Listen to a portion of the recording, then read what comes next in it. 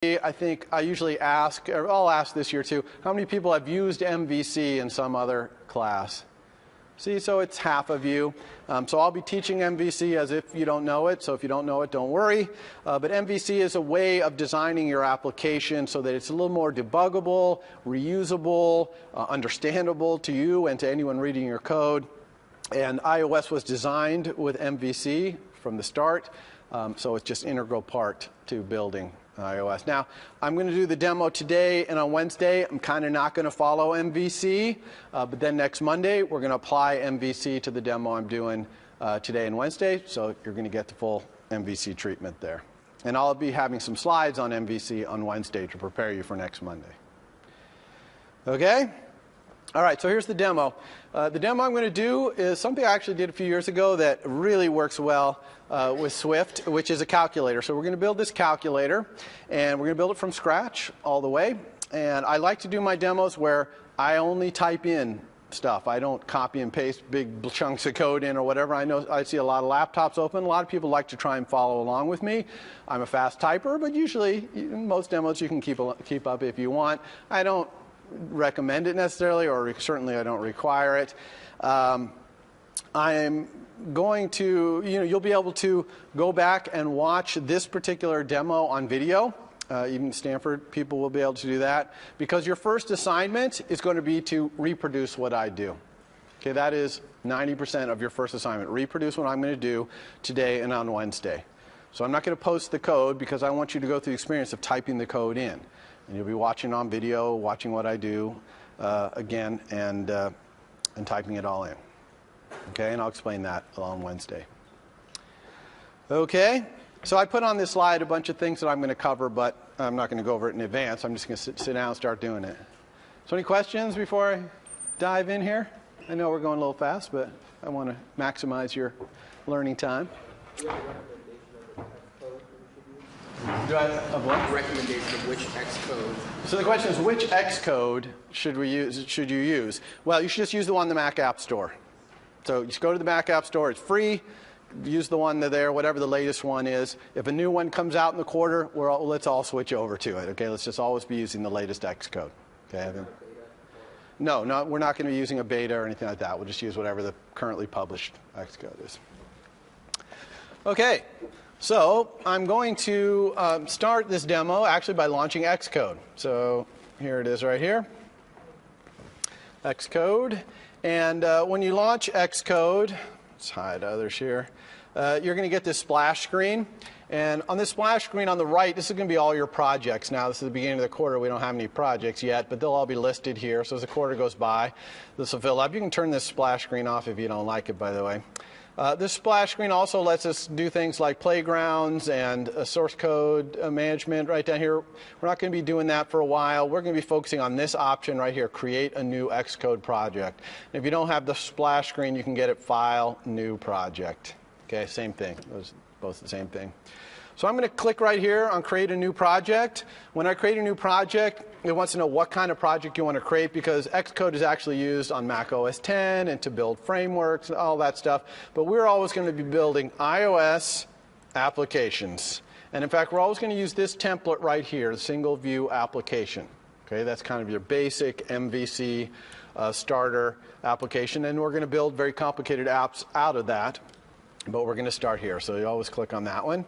Then it wants to know what you want to call your app, and we're building a calculator, so we're going to call our app Calculator.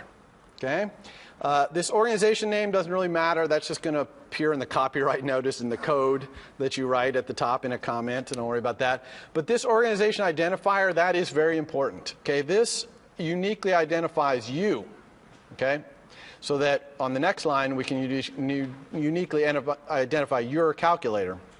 So here, if you're a Stanford student, you want to use this reverse DNS notation here, edu.stanford.cs193p, and instead of instructor there, you want to put your SUNet ID, okay? Because nobody else has that but you, and that'll uniquely identify you.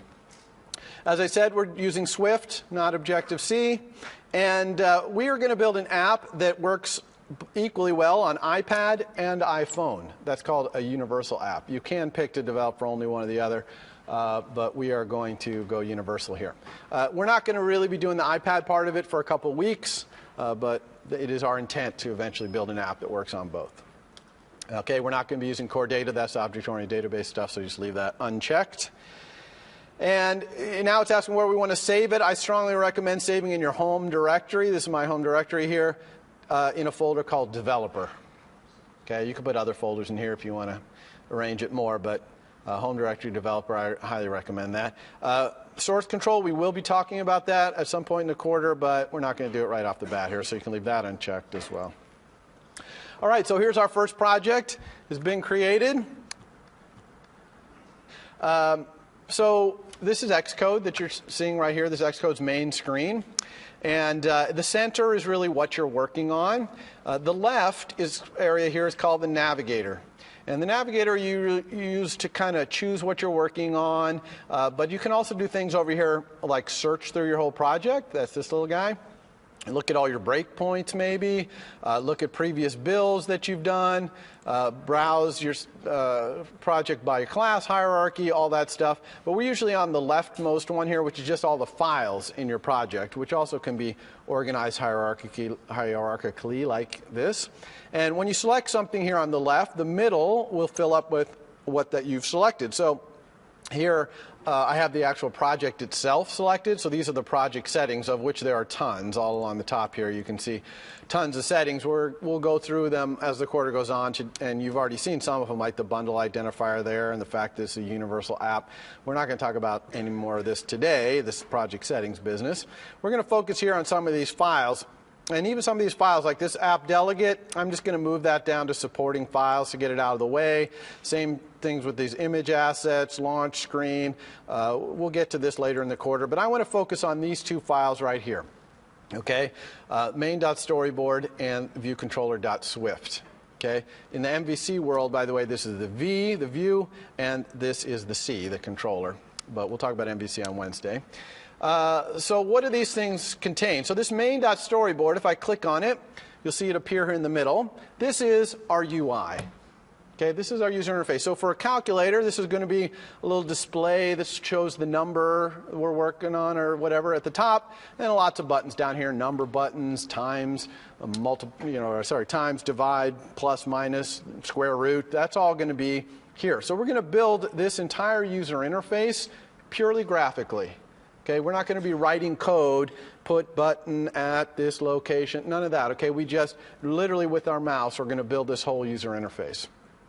So what's the code? What do we need any code for? Well, this viewcontroller.swift, this is a Swift file. It's your first look at Swift for most of you. This controller is going to control that user interface. That's why we call it the view controller or the controller. It controls the user interface. And that means it's going to do things that are specific to how this user interface, a calculator's user interface, works. So when we press the digit buttons, it's going to have to update the display. When we press times, it's going to have to do some multiplication and then put the result in the display. So it's controlling the display. Okay, so we'll get back to this code in a moment, but we're going to start by building our user interface. And by the way, your user interface, you can see I have a low resolution screen here, so my UI doesn't even really fit in the space here. You'll probably have maybe a little higher resolution screen than I do. But if you don't, you can zoom in and out. I'm just right-clicking. If you right-click on the background area here, you can zoom in and out. You can also do it by double-clicking. So if I double-click on this, it zooms it to normal. If I double-click on the background, it zooms out. So that way I can see my whole UI. Now, when we build a complicated app, we're going to have a whole bunch of these little square areas. We call these scenes. And a scene represents kind of a phone screen full of information. Okay? And as you've used many iOS applications, you know that you transition from one screen to another as the user goes through the app. And that's how you're going to build your apps as well. And this storyboard is eventually going to have a big map showing all the transitions between all those scenes. Okay, so this storyboard is going to get big for big apps. You're going to get to see your whole application, which is kind of cool. So we're going to start small, though, just this one little screen right here, which is going to be our calculator. So let's start building our calculator with its display. So I want to make a display. So how do I do that? Well, that brings us to the right side, the right-hand side here, this whole right side, this is called the utilities area. You can see that it's got a bottom and a top, right?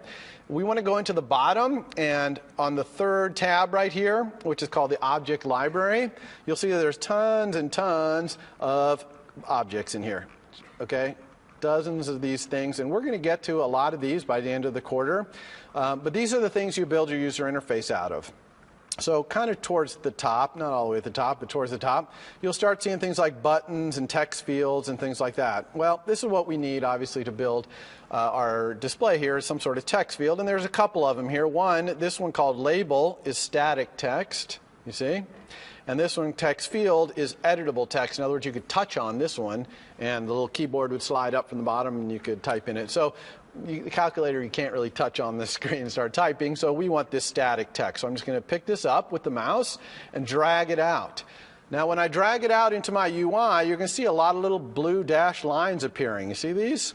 These are helping me put this in the right place. So I could put it right in the center, for example, of my view. I could put it up in a corner up here, which is what I'm going to do. Okay? You always want your things that you put in your UI, as much as humanly possible, to be on one of these dashed blue lines. And you'll understand why in a couple weeks when we start talking about auto layout. I'm going to do a little auto layout right here just to kind of give you a feel for it. But those dashed blue lines are going to be your best friend when it comes to building your user interface, and you'll quickly see why that is. Once you drag something out like this, these little things around it that show it's selected, right? They also are little resize handles, so you can grab them and resize them. When you resize, it also puts those dashed blue lines out there, okay? So you definitely want to, even when you're resizing, get those things lining up. You can also manipulate it directly, just double click on it. Like a calculator probably doesn't want to come up. This is going to be the initial state of this. It doesn't want to come up saying label. It probably wants 0 or something like that in its display. There's also things you want to set about this, though, or anything you drag in your UI, that you just can't direct manipulate. And that's what the top half of this utilities windows is for. Okay, so if you look at the top half here, there's a bunch of tabs across the top, including something like this, the size inspector for setting the size of this thing. And this tab right here, really important, this is the attributes inspector. And this is an object-oriented inspector. Depending on what you have selected, you'll have different user interface here in the top. And this lets you edit attributes about what's selected. So, for example, a calculator, the 0 doesn't really want to be on the left, right? Calculators, the numbers are on the right, and they kind of grow out from the right. And so we can easily fix that with this alignment thing right here. So I'm going to click this, and you see the 0 moves over to the right. And maybe I want a bigger font. You see the font right here. I can click on this, pick different fonts. I'm going to just move it up to like 32 point. It's a nice big font. You can notice it kind of cuts off. I made it so big that it's too small, so I can always just resize this larger to make that fit. So this is how we build our user interface. It's very direct manipulation and very object-oriented, as you'll start to see when we have different kinds of objects. So let's actually run this application. Okay, we haven't built any calculator-ness about it, but we have this one field. Let's run it and see what it looks like. So how do you run things? Well, you see right here where it says iPhone 6. This actually is a selector that lets you say where you want to run your application. So you can see you can run it on an iOS device if you have one connected. I don't have one connected currently, but you can do that. And we'll talk in a Friday section probably in a week or two about how to get your devices hooked up. But also there's these plethora of simulators here. iPhone 6, 6 Plus, iPhone 5, iPhone 4S, iPad Airs. And you can pick one of these to run on, and it'll actually simulate that device right here on your computer. So I'm going to run on the iPhone 6. Okay, I'm just going to hit play. See this play button right here? That's how you simulate. So play. Now it's launching a simulator. It's a separate process, and it's going to run our app in there, and there it is. Now you might say, "What big white square? That's not so good." And the reason this is so big is because the iPhone 6 has a very high resolution display on it. Okay, the Retina display, and it's way higher resolution than my computer. Okay, so I actually have to scroll around. See, there's the top of it. Scroll up and down to get to it all. Luckily, if you go to Window, I'm in this simulator now, the iOS simulator. If you go to Window and Scale, you can scale it down to be smaller, and then it'll fit. Okay, so if you have a low resolution screen, you're definitely going to want to use Window Scale. Command 3 right there is another way to do it. Okay, so here's our UI, but it doesn't look too good. Okay, because where's this? We put this 0 in there, and it just never showed up. What did we do wrong? Well, we didn't really do anything wrong, and that 0 is actually there. It's just here. Let me line up these UIs. This is not necessarily exactly the same scale, but it's approximately the same scale. You can see that the 0 is actually off screen. Okay, so it's there, but you just can't see it because it's over here off the screen. Okay, and that's a problem, but that's a problem we can fix. So let's go fix that problem. Why is that thing off screen? Well, look at this UI right here. Okay, what shape is it? It's square. Okay, no iOS device is square. There's not a single square iOS device in the world. They're all, tall and thin, or if you turn them sideways, then they're long and short, or even like an iPad. The aspect ratio on an iPad is slightly different than an iPhone. So they're all slightly different, but none of them are square. So why do we design our UI in a square? Because the way you design iOS interfaces, you design them in this square, and you give everything inside the square rules called constraints about what happens to them when they get squished down, either squished down vertically, squished down horizontally, depending on what kind of device they're getting put on. Okay, so you put these rules in there. So what does it look like to put these rules in? Well, again, it's all direct manipulation. So I'm going to give some rules to this label right here to make it so that it knows what to do when this square gets squished down in any direction for any device. So what do I want the rules to be? Well, I always want this thing to use the whole width. However much width I have, I want it all. So I'm going to pin this right edge to this edge.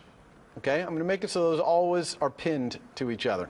And I do that with the control key. I've turned on sticky keys, so you can see down in the lower left here, it's showing the modifier keys I'm using. So right now I'm holding down control. And I'm going to control drag from the right edge of this to the container it's in. See how it's showing me what I'm dragged to? So when I drag to this container, it puts a menu up and says, oh, okay, you want some rule between that label's right edge and this thing's edge. What do you want it to be? Well, I can do a lot of things here. I could center this label vertically in this container, up, vertical up and down. I definitely don't want that. I want my label at the top, so I don't want that. I could make it the equal width, so I could make this label the same width as the container. I don't want that either, because I want this little margin there, right? But look at the top one, trailing space to container margin. This lets me pin the trailing space after my label to the margin of the container. So that's the one I want. So I'm going to click on this, and it does it. Now, see all these yellow and orange lines that appeared when I did that? That's because the system's like, okay, you've started telling me the rules for this label, but you haven't told me enough rules. I don't know what to do with this thing. So now it's showing you all the places where it's like the system's not sure what to do now when this thing gets squished. Before it was like, okay, well, you weren't telling me anything, so I'm not going to do anything. But now you're starting to tell me. So what do I do? So we have to fully specify both what happens horizontally and vertically to this thing. So we've only just started here. So let's pin this edge also, because we want this edge to stay on this side. So I'm going to hold down Control and drag. And now I'm going to pin the leading space to the container margin. Okay, boom, that did that. Still have orange going on here. That's because I haven't specified anything about the vertical position of this label. So I'm going to pin the top to the top. So hold Control again, drag up here, and this is now top space. Notice that it realizes where I am dragging to and from, right? So they can give me options that make sense, like top space to layout guide here. So I'm going to do that. So now I'm starting to get blue lines. You see these lines? I hope you can see that there. They're solid blue, not orange or red. Okay, that's because they're okay. We are okay horizontally here, but we still have a problem vertically. Now, I'm not sure exactly what the problem is vertically, because I really don't want the bottom of this. I just want it to hang out wherever it wants to hang out based on the size of my font or whatever. So I don't really want to specify anything here. So why is this orange, and how do I get rid of this? Well, anytime you have orange, when you're doing this layout stuff and you don't know what to do, you want to go down to this button right here. Okay, this is the document outline. And when you click this, the little thing will slide out, a little shelf here. And this is an outline view of everything that's in your UI. Okay? And they're linked. So if I click the background, nothing is selected, then the background, the view, is what's selected here. But if I click this L0, which means a label with 0 in it, look, it selected my 0 label. And vice versa, if I click on this here, it's selected over here. So this is this same thing in an outline mode. This is really nice to have. Sometimes you have views that are overlapping and they're kind of in each other's way. You can always go here to select the one you want. Okay? And you can control drag to these over here too. It's just as much control draggable as some of these other things. But we'll talk about top layout guide, bottom layout guide a little later. But what I really want you to focus on is this little yellow circle up here. Okay, anytime you got yellow and orange problems with this auto layout business, you're going to get this little yellow circle appearing in your document outline. And if you click it, it'll slide in a list of all the problems. And so here, I highlight over this. This is where all the orange and yellow is. It's saying the label with the 0 in it expected the height to be 39, but the actual height is 57. Well, that's because after I set this font, I just dragged this down a little bit to make space. Right? I didn't know it was supposed to be 39. I just dragged down. And so it's saying that's wrong. Now, I could just try and drag it back up and meet this dashed line. This dashed line, by the way, is where it's kind of saying this is really where this thing wants to be, but the solid lines are where it actually is. So I could kind of drag it up to there, but I could be off by a pixel or something else. A much more reliable way is to click this little yellow triangle. Okay? So I'm going to click this yellow triangle. It's going to bring up this pop-up window, and there's 3 ways to fix the problems. Okay? One way, update constraints, this middle way right here. That's a way that says, hey, I want this label to be right where it is. So just make some constraints, make it up, make it happen. And it'll put some wacky constraints in there like 52 high, which is a bad constraint for it to be 52 high because this label wants to be its natural height. It doesn't want to be 52 high. So this is kind of forced constraints. You almost never want this one. Okay? Rarely do you want to force the constraints. Reset to suggested constraints would probably just work here. I'm not going to choose this one, but it would probably work. This one is going to make the constraints match the blue lines. Those dashed blue lines that I told you always want to meet, those are what's going to help the system pick suggested constraints. So since we dragged that label out to the blue lines perfectly, I'll bet if I said reset to suggested constraints, it might just work. Okay? But I'm actually going to show you this last option up on top, which is update frame. And what this says is take into consideration all the rules and move this label to where the rules say it should be. Okay? And I like this option a lot because it lets you kind of preview, do I have my little rules right? Okay? So let's try that. Let's see if we'll tell this label, go ahead and move yourself and size yourself to obey these 3 rules we put in, and we'll fix the misplacement. So let's try it. And sure enough, it did it. It says there are no auto layout issues. If I go back to my document outline, this little yellow circle is gone. If I look in my view, everything is blue lines, no yellow or red. Okay? So that's your crash course on auto layout. And we're going to talk a lot more about auto layout. In fact, even on Wednesday, I'm going to do another auto layout with all the buttons, right? The keypad buttons and all that, which is a lot more things being laid out. But let's see if this fixes our problem. Let's go ahead and run our application again. So I'm just hitting that play button. Here, oh, we got our 0 this time. You see how it pinned this 0 to that edge? And not only that, if we rotate this phone, which you can do in the simulators menu, hardware, rotate, look, the 0, this got wider, and the 0 kept pinning itself over to that. And it also stayed on the top, even though this whole thing got shorter. Okay, and if I rotate back, the 0 stays there. Question? So what did it do with the bottom edge? Like what did the actual update frame end up doing? What did the update frame in the document outline do? Yes. It moved this bottom edge up. You see, this is only 39 pixels high now. It was 52. So yeah, it just moved it up. And if other things had been yellow, it could have moved the whole thing, right? It would move that whole rectangle wherever the rule said. But in this case, it fixed that one problem by moving it up. Good question. Okay, so that's good. All right, so that's it for auto layout part 1. So now let's talk a little bit about connecting our user interface that we're building right here up to the code. because we want that code to be able to talk to the user interface. Otherwise, how are we going to have the number buttons make numbers appear up here in the display, or the times button give the results of the calculation up here? We've got to be able to talk to this. So how do we do that? And the answer, first step, is we need to get both this Swift code, the controller, and this view on screen at the same time. Okay? Because we're going to connect them, so we need them on screen at the same time. And there's a lot of ways to do that, but I'll do the simplest way right here, which is this little button called the Assistant Editor. All right? So I'm going to click that, and look, it put them both on screen at the same time, exactly what I wanted.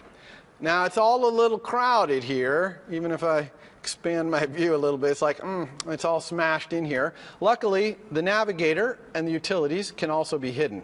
See these buttons up here, these 3 buttons? This left one, if you click it, hides the navigator, and this right one, if you click it, hides utilities. Okay? So now we have both my UI, and over here we can still double-click to zoom out. But the thing is, anytime we're actually connecting our UI to our code or trying to edit anything in here, you need to be zoomed to normal. Okay? For example, if I tried to select, if I'm zoomed out and I try to select this 0, I just can't. This is really kind of a bird's eye view. It's just for seeing what your UI looks like. If you want to actually work on it, you double-click to zoom in on the scene that you're interested in. Okay, so here's our Swift code. I'm actually going to delete these. We don't need them for the calculator. We will need these things for future applications, but we don't need it for the calculator. And this is your first look at Swift. Okay, so Swift, as I said, very concise language, but it's basically an object-oriented language. It's going to look a lot like C. Some things look a lot like Java. It's kind of, best of a lot of different worlds at once. Now, this import is just importing the UI portion of iOS. You usually won't have to specify imports yourself unless you start using frameworks that are not, the base frameworks, and we'll get to that probably weeks into the quarter where you finally have to do an import yourself. So this is how it automatically got put here for us. And so this is really your first line of Swift code. Okay? Appropriately, it's a definition of a class, because Swift is fundamentally object-oriented, and here we're defining a class. So what does the syntax look like to define a class? You got the keyword class. You got the name of the class. Now, this name, view controller, pretty bad name. Okay, it's very generic. Really, this should probably be something like calculator view controller, or something specific to this particular scene that we're working on right here that it's controlling. This is the default name it gives you. I don't want to spend the valuable demo time showing how to rename this, because unfortunately I can't just type a new name here, because I got to keep the UI in sync with it, so I would have to do something in the UI as well. But for now, for your first assignment or two, we'll just call this view controller, but down the road you're going to want to pick better names. And of course you're going to be building multiple of these scenes in this class in the same app in the future, so of course they'll all have different controller names. Okay? This :UI view controller, that's inheritance. That's its superclass. Okay? Swift is single inheritance, so you can only inherit from one class. It's perfectly fine in Swift not to inherit from a class if you don't want to. All right? But here, we have to inherit from UI view controller because we want all this magic that allows us to control the UI, like that whole auto layout business, and there's a ton of mechanism in here for allowing the controller to control this UI. So obviously we do that. So all view controllers, all controllers of these little scenes always inherit from either from UI view controller directly, or they inherit from a class that inherits from UI view controller up the chain. So, and then inside this curly brace is simply all the instance variables and methods in this class. Okay? So very simple syntax to define a class. So let's dive right into making some instance variables and methods so you can see what those look like. And this was segued to because we're going to say we wanted to connect this UI to this code. So let's do that. Let's connect this label right here into this code. And then we're going to do that by making an instance variable. In Swift, we call them properties.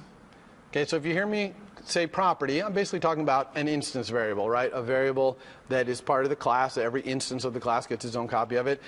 Hopefully you all know what an instance variable is. If you don't, again, this class heavy object oriented, so you should definitely know that. So I'm going to make a property here, an instance variable, that points to this label so that I can update the label's text.